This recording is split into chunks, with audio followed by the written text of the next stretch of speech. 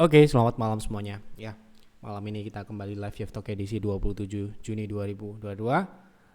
Eh, Malam ini seperti biasa kita akan membahas IHSG, perkembangan IHSG dan juga saham-saham yang sudah masuk di kolom komentar di F Talk edisi terakhir, edisi 26 Juni 2022. Topik pembahasan malam ini adalah terkait ditutupnya kode domisili, ya. Jadi kita tidak bisa melihat transaksi investor asing berapa yang masuk dan berapa yang keluar di saat jam perdagangan gitu ya. Nah, apakah itu menguntungkan atau merugikan kita? Nanti kita akan bahas di pertengahan akhir. Oke, kita langsung masuk ke pembahasan IHSG terlebih dahulu ya. Sebelum masuk ke topik pembahasan saham-saham dan juga tadi topik utama kita. Jadi hari ini H4 ya, kita lihat di satu hari perdagangan hari ini IHSG total melemah 0,38%, melemah, masih relatif berada di, ya bisa dikatakan di area-area konsolidasinya, yang mana kita sudah bahas di stock call edisi minggu ini, edisi 26 Juni, yang mungkin Bapak Ibu sudah baca bahwa volatilitas melandai ya. Jadi ruang geraknya sudah mulai menyempit, IHSG akan mengarah ke konsolidasi gitu ya. Nah, berapa ruang konsolidasinya? Di sini sudah saya jelaskan berapa ruang konsolidasinya, berapa resist dan berapa supportnya. Dan yang jelas hari ini relatif pergerakannya naik dan turun ya, sempat mengalami penguatan sedikit dan turun, dan penutupannya melemah ya. Indikasi pelemahan atau melandainya volatilitas ini bisa dilihat juga dari MACD yang mulai mendatar ya. Dan ini tentu saja juga tantangan tersendiri karena trading di saat tidak volatile itu tentu saja ya akan banyak false signal juga gitu ya. Dan juga banyak saham flat, namun ya tetap akan ada saham-saham yang bisa ditradingkan. Namun mungkin kita harus lebih selektif ya, mencari saham-saham mana yang masih dalam kondisi trending, tidak flat atau konsolidasi. Seperti itu kira-kira. Kira-kira seperti itu untuk IHSG. Kita lanjut ke pembahasan saham. Jadi kemungkinan besok pasti akan bergerak flat untuk IHSG. Kita masuk ke pembahasan pertama dari Pak Budi, saham Indi, prospeknya untuk hold sampai akhir tahun 2022. Oke, kita lihat trennya dulu sampai dengan saat ini ya. Saya nggak tahu apakah tren ini berlanjut sampai dengan akhir tahun atau tahun depan atau 2 tahun 3 tahun lagi. Kita lihat tren menggunakan monthly chart. Jadi Indi itu saat ini bergerak uptrend sejak Juli 2020. Jadi umur trennya ini kira-kira sudah hampir 2 tahun ya, 2 tahunan. Jadi trennya ini biasanya berjalan juga dalam kurun waktu yang bisa dikatakan 2 tahun sampai 3 tahun ya, 2 sampai dengan 3 tahun ya, seperti yang terjadi di 2009 sampai dengan 2011, kemudian 2016 sampai dengan 2018, dan sekarang ini 2020 dan masuk ke 2022, artinya ini masuk tahun kedua tren naik Indi ya. Jadi ini siklus kenaikan atau tren naik dari Indi ini berjalan kira-kira 2 sampai dengan 3 tahun. Artinya ini masuk ya fase-fase, meskipun ini masih ada ruang naik ya. Saya nggak tahu ini akan diakselerasi kapan. Yang jelas menurut data yang ada, seperti Bapak Ibu bisa lihat datanya, bahwa siklus kenaikan dari saham Indi ini berumur 2 sampai dengan 3 tahun. Ya, ini bisa mengulang dan bisa tidak, tapi menurut data statistik yang terlihat ini bisa mengulang. Jadi mungkin waktu yang tersisa untuk uptrend ini mungkin kira-kira 1 tahun paling lama ya, 1 tahun lagi, artinya sampai dengan pertengahan tahun depan mungkin 2023 ya, maybe. Tapi yang jelas kita akan mengikutinya selama dia masih uptrend ya udah, berarti masih berpotensi untuk naik. Nah, sekarang ini bagaimana kondisinya? Kita lihat secara weekly tren naiknya ini masih berjalan cukup baik. Kita bersihkan dulu ya. Jadi trennya ini masih berjalan cukup baik sampai dengan sekarang ini. Memang fase koreksi tidak hanya Indi, mayoritas saham energi ataupun saham pertambangan juga sedang mengalami koreksi yang wajar terjadi ya. Nah, sekarang ini koreksinya berada di dari wave terkecil ya, 0,3 artinya ini koreksinya masih bersifat wajar. Bahkan kalaupun ini turun ke 2100 ini masih uptrend. Begitu kira-kira. Jadi prospek ke depan selama dia masih di atas EMA 60, masih di atas trend line ini ya akan naik karena secara tren masih naik. Kemudian secara umur durasinya masih memungkinkan dia untuk melanjutkan kenaikan, yang mana targetnya tadi sudah kita nah ini ya di 4.500. Sementara ini ya ini masih tertahan di bawah 3.000 ya gitu ya. Kalau bisa break berarti akan ada akselerasi gitu ya. Sejauh ini dia masih dalam fase koreksi minor gitu kira-kira Pak Budi, semoga menjawab. Kemudian lanjut, target turun Antam kira-kira di berapa? Kemarin di edisi spesial kita sudah bahas Antam, Inco. Di edisi berapa silahkan dicari di Telegram BF Advisor, ketikan kode Antam, nanti akan ketemu. Nah kita akan coba lihat apakah masih ada. Nah ini ya, target turun Antam itu terdekat di 1730, 1700 dan di 1340. Ini adalah target turunnya ya. Dan sejauh ini memang Antam terlihat membentuk wave C. Wave C turun ini bisa sejajar dengan wave B, wave A 1700 dan bisa turun lebih dalam, bisa mencapai level 1400 sampai dengan 1300 lah kira-kira di situ. Oke, begitu kira-kira. Kemudian lanjut, mohon update SMDR apakah sudah reversal dari koreksinya. Kemarin kita sudah bahas SMDR, siapa yang tanya kemarin, saya juga lupa. Sudah kita bahas bahwa SMDR ini masih dalam fase koreksi dan hari ini mengalami kenaikan yang cukup signifikan. MACD masih seperti ini.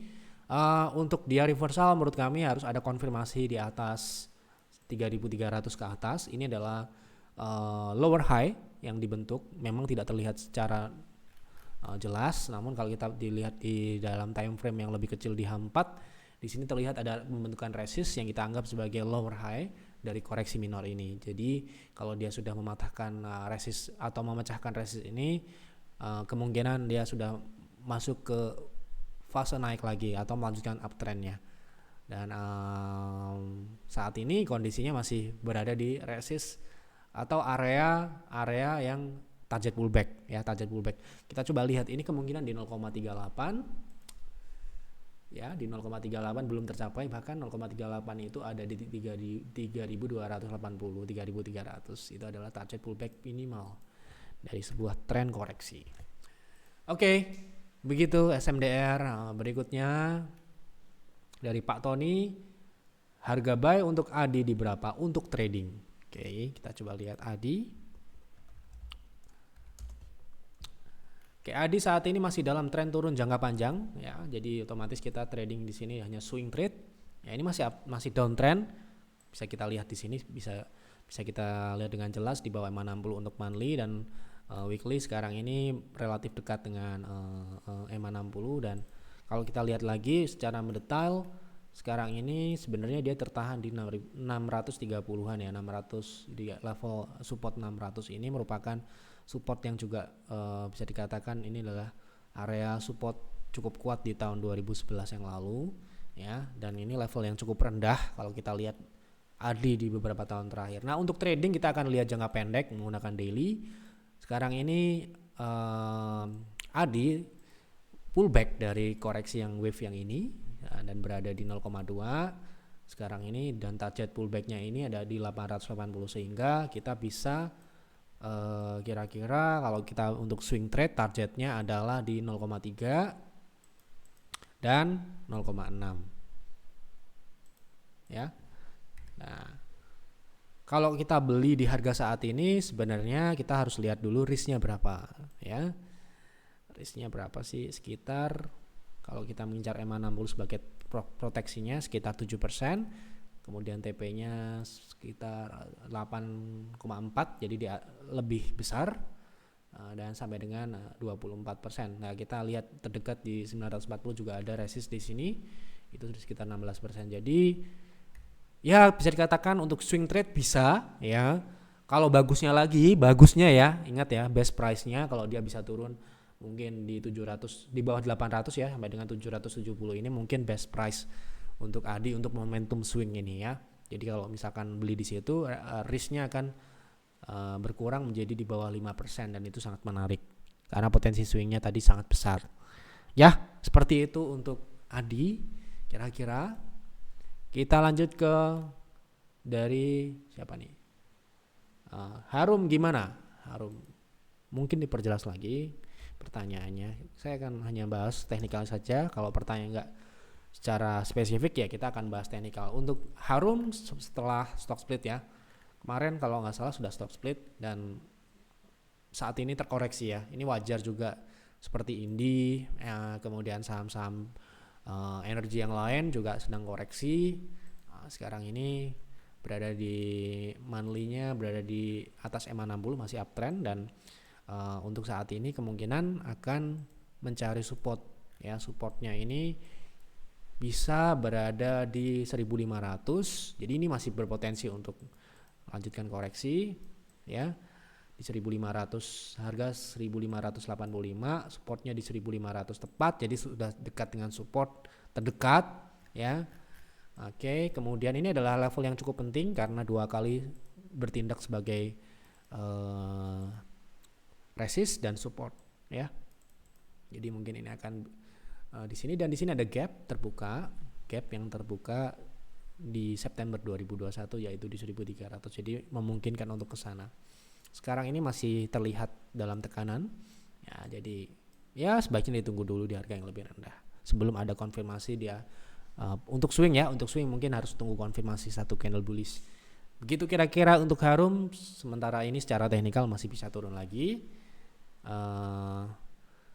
Kita lanjut ke pembahasan terkait keputusan baru Bursa Efek menutup kode domisili investor domestik dan asing.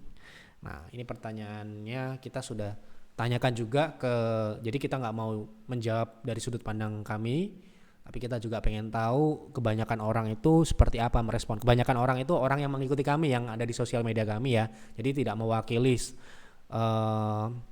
seluruh investor ataupun trader. Saya hanya pengen lihat survei aja kecil-kecilan di sosial media kami yang pengikutnya masih sedikit ya. Jadi mayoritas di YouTube komunitas kita mayoritas tidak setuju dengan kebijakan tersebut. Kemudian 76% ya. Jadi itu sangat signifikan.